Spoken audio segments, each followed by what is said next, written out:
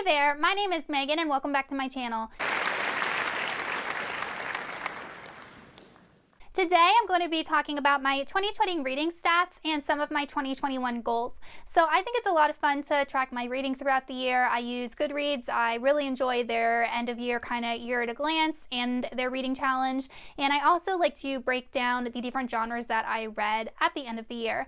But before we go ahead and get on into the stats, if you are not already subscribed to my channel, please go ahead and hit that subscribe button as well as the little bell icon so you can be notified every time I post new content. I post new videos every Sunday and Wednesday and sometimes Friday. Also, don't forget to check down in the description box for links to all of my social media, including my Discord and my Patreon. The first thing I want to do is just run through my year at a glance, some Goodreads. So I had set a reading goal at the beginning of 2020 to read 52 books. I ended up reading 63, so I surpassed my Goodreads reading goal by 121%. I ended up reading a total of 29,705 pages. The most popular book I read was The Secret Garden by Frances Hodgkin Burnett, which has over 1 million shelves on Goodreads. The highest rated book that I read was Words of Radiance by Brandon Sanderson. I think that has a rating of 4.73 on Goodreads, and I also gave it 5 stars. It was so good. And my average rating for 2020 was 3.8, which is really high. I think my average rating normally is about 3.5, so that means that I had a really good reading year and I enjoyed all of the books that I read. So I really like breaking down my reading by genre, so I went ahead and created a visual for you guys. And I break down my genres a little bit differently, so I do YA, sci-fi, and fantasy different from adult sci-fi and fantasy, and I also do classics as their own genre, even though it's not really a genre. I like thinking of it as its own genre. So in 2020, I definitely read mostly fantasy. I ended up reading 18 adult fantasy books, 7 adult sci-fi, 4 thriller, 2 horror, 4 classics, 12 YA fantasy, 5 YA sci-fi, 2 romances, 2 adult fiction, 1 YA dystopian, 1 historical fiction, 2 middle grade fantasy, and 3 nonfiction. So it is completely evident that I read a lot of fantasy. That was definitely the bulk of my reading, but I actually did branch out into some different genres that I haven't ever done before. I read 4 thriller and 2 horror. I've never read a thriller before 2020. I've never read a horror before 2020. But then at the same time, normally I like to read a classic every month or at least every other month. And this year I really suffered with reading my classics. I only read 4, and one of those was with my students in school, so I didn't even read it on my own time. I read it at work. So definitely a goal for 2021 is to incorporate more classics into my reading because I love them. I also thought it would be interesting to analyze how many library books that I got because there's so much controversy on booktube about how booktubers just buy books all the time and don't use the library.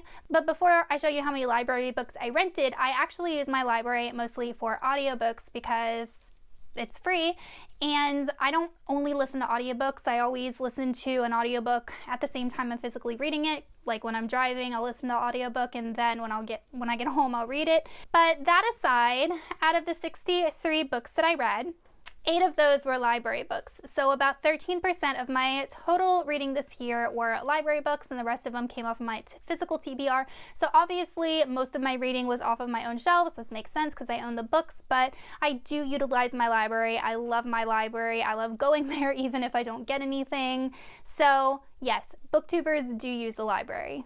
I also thought it would be a lot of fun to analyze how many standalone books I've read versus sequels and first in a series.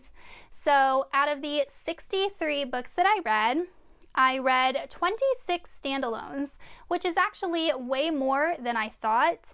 I read 27 sequels, and if you guys have not checked out my video about all of the series that I finished or got caught up on that I posted, I go through pretty much all of the sequels that I read in 2020. And then I read 10 first in a series. So I started 10 series this year, new series. Some of these series I finished this year, some of them I'm still continuing, some of them I'm not going to continue with. I felt like that was pretty interesting. I've never analyzed that before, and I didn't realize that I had started 10 new series. So that is it for my 2020 stats. Now I just wanted to go through a couple of 2021 reading goals and kind of goals for my channel.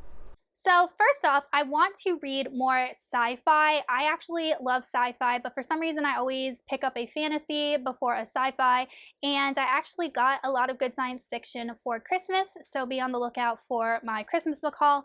And that is a goal, is to read more science fiction, and I want to get through some of the stuff that I already have on my shelves. I also want to continue reading more thriller as well as horror, and a lot of you guys have given me some great recommendations that I have on my mental TBR. So my second goal would be to include some writing content on my channel. So I know that there is an AuthorTube, and I just have never really looked into AuthorTube before. I personally don't even know where to start making writing videos because I don't really feel that I'm qualified to give writing videos. I mean, I teach English and I can teach you how to write a 5-paragraph essay real quick. I could do a video about that, but I don't know. With narrative writing, I find that it would be challenging to create a video on that. So I'm thinking about maybe just doing some videos about my writing progress, not really instructional or tutorial videos, but just kind of discussing where I'm at with writing my book. So I do want to include more writing content into my channel. My third goal will be to continue collaborating with other booktubers. So I did some collaborations in 2020 with a couple of different booktubers and had so much fun doing some buddy reads and some live shows, and I just want to continue that because number one, it's a blast, and number two, it's just an awesome way to meet people and discuss books and things that we both really love and create some friendships. So I really want to continue that trend. I would like to partner with some booktubers to maybe create some readathons, seasonal readathons or something like that. I've never done that before, so that would be a good goal for 2021. My fourth goal would be to make vlogging more consistent. I enjoy vlogs. I just find that they're hard to do because usually when I get home from work, I have a lot of stuff to do at home, you know, cook, clean, and then finally kind of decompress from the day. And it's just really hard to get a camera and film myself talking about books, even though I pretty much read every day. So I do want to include more vlogs in my channel. I just have to figure out if I want them to be like weekly vlogs or weekend vlogs, how I want that to look. Vlogging's a lot of fun, and I've really enjoyed the couple that I have done, and you guys seem to like them. That is something I do want to give a little bit more time and energy to in 2021 also. And lastly, I just want to continue growing my small part of the internet, my small community. I have really met some awesome people, subscribers, patrons, other booktubers, and I'm just having a lot of fun chatting with you guys in the comments and on Discord, and I just want to continue growing my small community. I personally don't care too much about subscriber count or any of that. I just love when you guys watch my videos and give me feedback and, you know, start those conversations in the comments. That is the best thing for me. So I just want to continue growing that part of my channel. Alright you guys, so that is it. Really short video for my 2020 reading stats and a couple of my 2021 channel reading goals.